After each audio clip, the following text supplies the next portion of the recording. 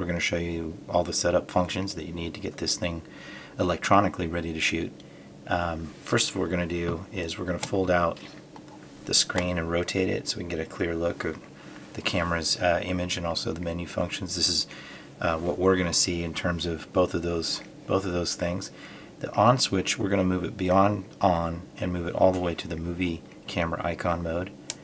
That moves it to a movie or cine function. As well included on the camera body is the menu button, which takes us into the menu.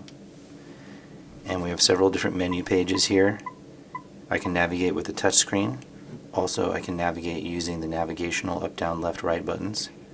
We're going to start with the record settings because setting up the camera to record properly is a big part of it. So if I click OK, I go into these menus and I have several pages. I've got 5 pages here, and I can click on any one of those pages at the top.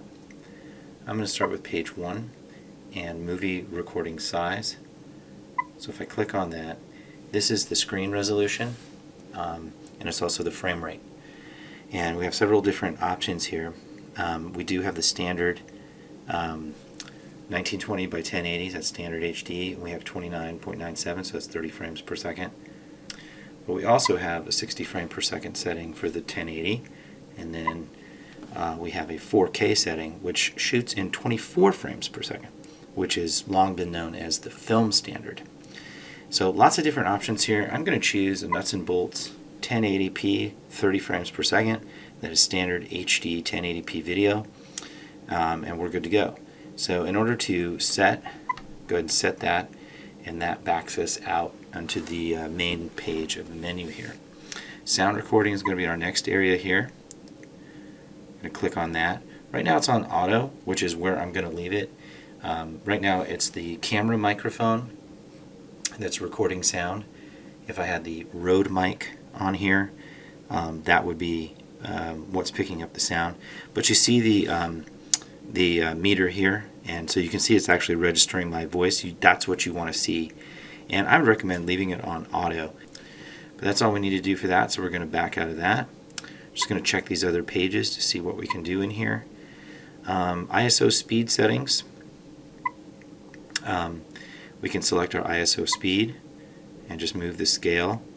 Unless there's a good reason, I don't necessarily go above 800. Sometimes if I'm really struggling for exposure, I'll go to 1600. But this is ISO is the camera sensitivity to light, similar to a microphone's gain setting.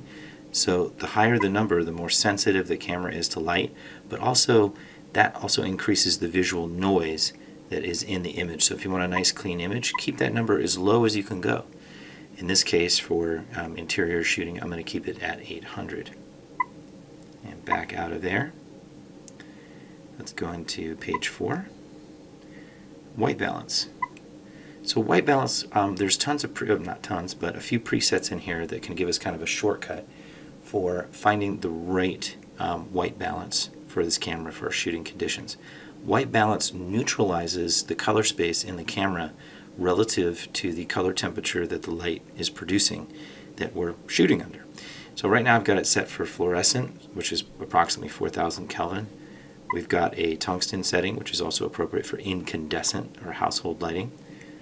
We have an exterior cloudy setting, exterior shade setting, and exterior bright sunlight. Function settings, this is an important one, so we'll go in here. Let's go to page 1. Formatting the card. So if I wanted to format this card, and that means that I wanted to basically set the card up to record optimally for this camera and file type, I will do that. If I do that, that's going to erase everything on that card. So you want to make sure that you're sure before doing that. And we'll go to page 2. Auto power off. This is always something that really annoys me when this is set to be something like 10 or 30 seconds. I usually set this to be somewhere in the middle, like 8 minutes, 10 minutes or so. That means if you walk away from your camera, and after 8 minutes, in order to save battery life, it will shut itself off. What I hate is to set that to 30 seconds. And every time I'm setting a shot, my camera shuts off automatically. So let's go ahead and back completely out of the menu. Hit the menu button. And so we return to the screen here, and what I see is I see 800 ISO is my ISO setting. Right now I have an aperture of f4, and I have a shutter speed of 1/60. And then my Q button up here is where I can access a lot of the settings. There are like little settings shortcuts in here. So for example, white balance. If I wanted to go into white balance, and down here is where I'm going to see the different white balance settings. You see the color change relative to the camera settings there. I'm going to leave this on fluorescence because that's what I'm shooting under here today, so it's the most neutral. And to leave this menu screen, I do this. Now if I wanted to change my ISO setting without going into the menu, I can do it here. You see, like, the higher the number, the brighter the image. The lower the number, the darker the image. I'm going to leave it on 800. My shutter speed here is 1/60. I'm shooting at 30 frames per second, and the standard for shutter speed is always to double the lower number, the denominator, double your frame rate. So if I was shooting at 24 frames per second, I would be roughly at 1/50. If I ever want to change that, however, I can just tap on it and change it. You notice when I really crank the shutter speed, that cuts the amount of light coming into the camera. But there's my standard. There's my back out button.